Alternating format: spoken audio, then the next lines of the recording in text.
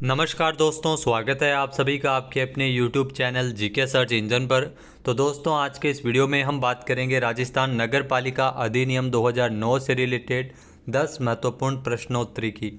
पूरा वीडियो बहुत ध्यान से देखना। PDF फाइल आप वीडियो के डिस्क्रिप्शन बॉक्स से डाउनलोड कर सकते हैं। संडे को छुट्टी थी और मंडे को तबीयत ख़राब होने के कारण क्लास कंटिन्यू नहीं थी। आज आपको क्लास है वो मिल रही है। ये 41 वीडियो है। इसके अलावा जितनी भी प्लेलिस्ट है वो आज आपको अपडेटेड मिल जाएगी। तो चलिए स्टार्ट करते हैं। कल के वीडियो में लास्ट वीडियो में मैंने आपसे क्वेश्चन पूछा था कि धारा 21 में क्या प्रावधान है। राजस्थान नगर पालिका अधिनियम 2009 के अंतर्गत धारा 21 के अंतर्गत क्या प्रावधान है। तो इसमें सदस्य होने के लिए अर्हित व्यक्ति, योग्य व्यक्ति जो नगर पालिका सदस्य होने के बारे में उसके बारे में दिया गया है धारा 21 के अंतर्गत। नगर पालिका के किसी भी वार्ड का निर्वाचक होना चाहिए। ये प्रमुख योग्यताएं हैं। नगर पालिका के किसी भी वार्ड का निर्वाचक होना चाहिए। किसी भी आरक्षित स्थान SC ST OBC महिला या संबंधित वर्ग का ही उम्मीदवार होना चाहिए। 21 वर्ष से कम की आयु न हो। जी हाँ, कम से कम 21 वर्ष आयु होनी चाहिए। इसके अलावा स्वच्छ शौचालय हो और परिवार के सदस्य खुले में शौच नहीं करे, ऐसा सदस्य होना चाहिए। तो ये धारा 21 में सदस्य होने के लिए अर्हित व्यक्ति से संबंधित ये दिया गया था। इसके अलावा धारा 21 कै भी दी गई है। धारा 21 कै में क्या प्रावधान है। तो कुछ निश्चित स्थानों के लिए विशेष अर्हता यानी योग्यता राज्य सरकार द्वारा विहित नगरपालिका के कतिपय स्थानों पर अन्य पात्रता के साथ ही आयु सीमा 21 से 35 वर्ष तक की होगी। लेकिन कुछ इसमें कंडीशन है कि SC ST OBC या महिलाओं के लिए आरक्षित सीटों में ऐसी सीटें 2 से ज़्यादा नहीं होनी चाहिए जहां पर आयु सीमा 21 से 35 वर्ष होगी।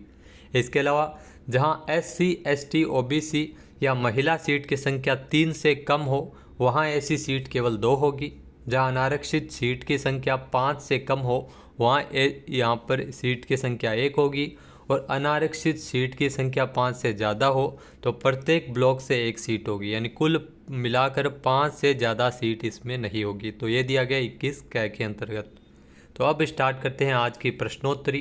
पहला प्रश्न है, राजस्थान नगर पालिका अधिनियम 2009 के प्रावधानों के अनुसार नगर पालिकाओं के निर्वाचन में यदि कोई निर्वाचक एक से अधिक उम्मीदवारों को वोट देता है तो मतों की गणना के समय उसके द्वारा दिए गए जितने भी वोट है, जी हाँ, उस मतों की गणना के समय जितने भी दिए गए वोट है उन सब को मंजूर नहीं किया जाएगा। सभी मत शून्य मानकर नामंजूर किए जाएंगे, यानी कि A ऑप्शन यहाँ पर बिल्कुल सही है। आइए जानते हैं इम्पोर्टेंट फैक्ट्स। तो दोस्तों, आपको बता दें कि आपको ये जानकारी है कि राजस्थान नगर पालिका अधिनियम 2009 की धारा 26 के अकॉर्डिंग, ये धारा 26 के अकॉर्डिंग दिया गया है कि इसके अनुसार प्रत्येक निर्वाचक का एक ही मत होगा, यानी प्रत्येक निर्वाचक है वो एक ही बार वोटिंग कर सकेगा, एक से अधिक बार वोटिंग नहीं कर सकेगा।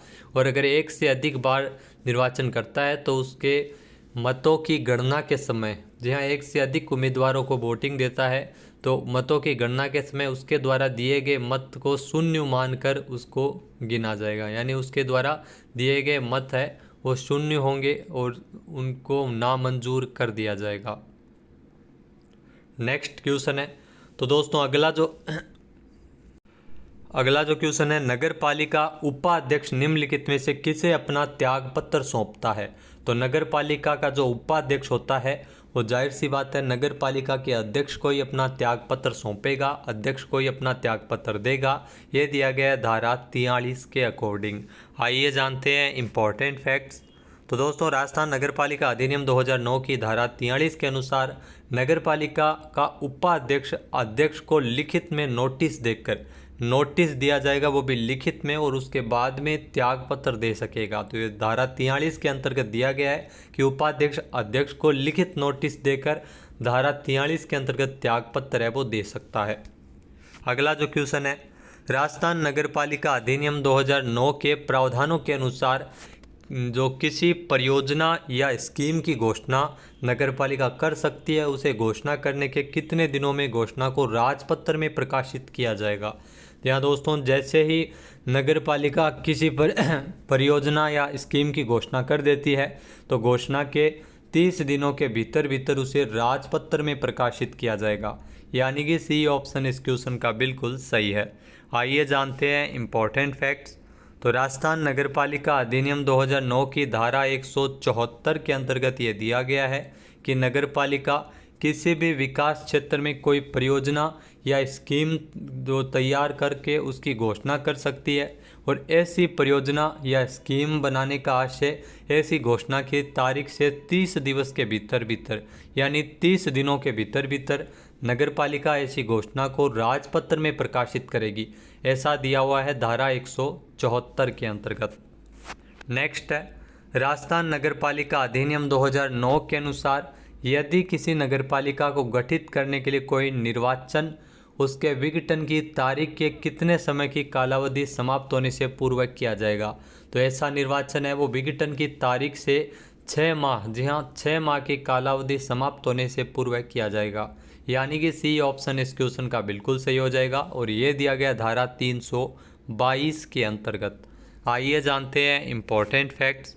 तो राजस्थान नगरपालिका अधिनियम 2009 की धारा 322 के अनुसार किसी नगरपालिका को गठित करने के लिए कोई निर्वाचन या उसके विघटन की तारीख के 6 माह की कालावधि यानी 6 माह का टाइम पूरा होने से पूर्व किया जाएगा, परंतु ये शेष कालावधि जिस विघटित नगरपालिका जो बनी रहती है 6 माह से कम हो, वहाँ ऐसी कालावधि के लिए नगरपालिका को गठित करने के लिए कोई निर्वाचन करवाना आवश्यक नहीं है। यानी किसी नगरपालिका का जो कार्यकाल है वो 6 माह से कम का बचा है, तो ऐसी स्थिति में निर्वाचन करवाना अनिवार्य नहीं है। तो बाकी अगर 6 माह से ज़्यादा है तो वो उसी समय तक बनी रहेगी। नेक्स्ट है, राजस्थान नगरपालिका अधिनियम 2009 की धारा 60 का संबंध किससे है। तो दोस्तों राजस्थान नगरपालिका अधिनियम 2009 की धारा 60 जिसमें वार्ड समिति के सामान्य कृत्यों के यानी कार्यों के बारे में बताया गया है, यानी कि सी ऑप्शन यहाँ पर बिल्कुल सही है। धारा 60 जिसमें वार्ड समिति के जो नॉर्मल काम करने वाले होते हैं उनके बारे में बताया गया है।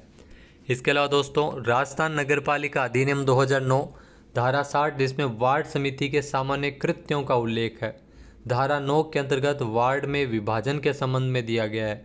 वार्ड की अवधारणा ये धारा 10 के अंतर्गत है। वार्ड समिति का गठन ये धारा 54 के अंतर्गत दिया गया है राजस्थान नगरपालिका अधिनियम में। नेक्स्ट है, राजस्थान नगरपालिका अधिनियम 2009 की धाराओं तथा उनकी विषय वस्तु के संबंध में असुमेलित युग्म की पहचान कीजिए।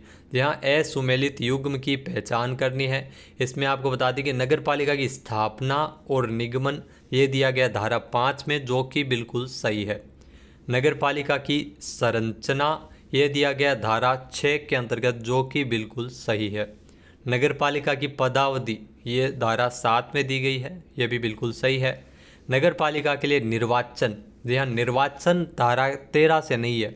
निर्वाचन ध्यान रखना, एक एक करके हम निर्वाचन करेंगे, तो एक एक करके निर्वाचन कर दिया, यानी धारा 11 के अंतर्गत नगरपालिका का निर्वाचन से संबंधित है। जबकि ये नामावली है, जी हाँ धारा 13 जो नगरपालिका के जो प्रत्येक वार्ड के लिए निर्वाचक नामावली से संबंधित है वो धारा 13 में है।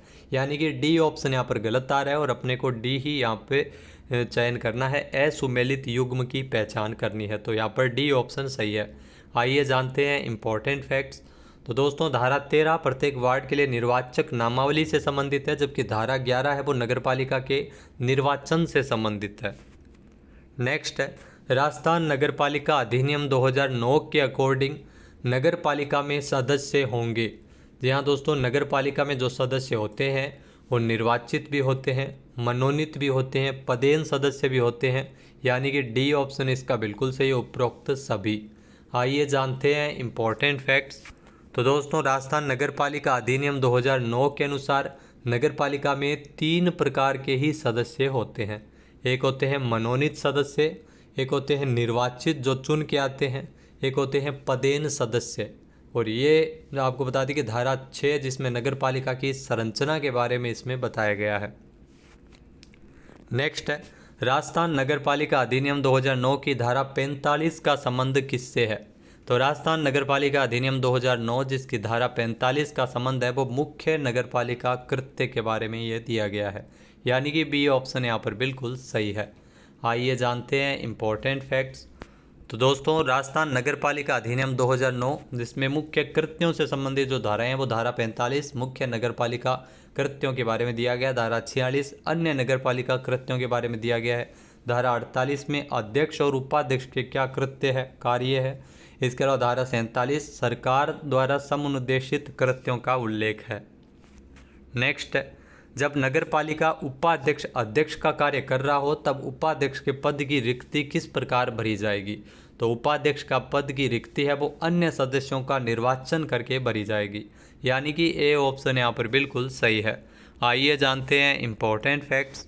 तो राजस्थान नगरपालिका अधिनियम 2009 की धारा 43 के अनुसार किसी नगरपालिका उपाध्यक्ष की छुट्टी मंजूर कर दी जाए तो उपाध्यक्ष अध्यक्ष का कार्य कर रहा हो तब उपाध्यक्ष के पद की रिक्ति, यानी उपाध्यक्ष का जो पद है वो खाली हो जाता है, उसकी रिक्ति है वो किसी अन्य सदस्यों का निर्वाचन करके भरी जा सकेगी। नेक्स्ट है, राजस्थान नगरपालिका अधिनियम 2009 के प्रावधानों के अनुसार निजी भूखंड पर मार्ग बनाने के लिए किसकी मंजूरी आवश्यक है। तो निजी भूखंड पर जो मार्ग बनाने के लिए मंजूरी आवश्यक होती है वो नगरपालिका की होती है, यानी कि बी ऑप्शन यहाँ पर बिल्कुल सही है। निजी भूखंड पर मार्ग बनाने के लिए धारा 171 के अनुसार नगरपालिका की मंजूरी आवश्यक है। आइए जानते हैं इम्पोर्टेंट फैक्ट्स। तो राजस्थान नगरपालिका अधिनियम 2009 की धारा 171 के अनुसार यदि कोई व्यक्ति अपने भूखंड पर निजी मार्ग बनाना चाहता है, प्राइवेट मार्ग बनाना चाहता है, तो ऐसी योजना को विभिन्न विवरण और राज्य सरकार द्वारा इस निमित्त निर्धारित नगरपालिका को फीस अदायगी यानी फीस चुकानी पड़ती है। उसके बाद में नगरपालिका की मंजूरी के लिए प्रस्तुत कर सकता है, तो धारा 171 के अनुसार। तो अब पूछते हैं आपको एक विशेष धारा। तो आज का आपके लिए सवाल है कि धारा 31 के अंतर्गत क्या प्रावधान है। 11 में निर्वाचन, उसके बाद में हमने 21 की बात की, अब 31 के बारे में आपसे पूछा है कि धारा 31 के अंतर्गत क्या प्रावधान है राजस्थान नगरपालिका अधिनियम 2009 के अकॉर्डिंग। और इसके अलावा दोस्तों EORO का जो स्पेशल कोर्स है वो आप देख सकते हैं तस्वीर में, जिसमें आपको विशेष रूप से मैं बता दूं कि जनवरी से लेकर दिसंबर तक के 600 राजस्थान करंट अफेयर्स आपको व्याख्या सहित मिलेंगे। जी हाँ, अलग अलग कैटेगरी वाइज बनाई हुई है। जनवरी से लेकर दिसंबर तक के 600 से ज़्यादा राजस्थान करंट अफेयर्स के क्वेश्चन आपको व्याख्या सहित मिलेंगे, जहाँ से काफ़ी सारे क्वेश्चन पुटअप होंगे। इसके अलावा राजस्थान नगरपालिका अधिनियम 2009 के 300 प्रश्न आपको व्याख्या सहित मिलेंगे। जो आपकी क्लास है वो चल रही है और इसमें अपडेट भी लगातार होते रहेंगे। जैसे जैसे क्लास आगे बढ़ेगी आपको क्वेश्चन अपडेटेड मिलेंगे। इसके अलावा योजनाएं, आर्थिक समीक्षा, बजट, आयोग, मंत्रिमंडल राजस्थान में कौन क्या है, इनकी भी PDF आपको एक साथ मिल जाएगी। तो ये आप ज़रूर लीजिएगा। इसका लिंक आपको वीडियो के डिस्क्रिप्शन बॉक्स में मिल जाएगा। जय हिंद, जय भारत, जय राजस्थान।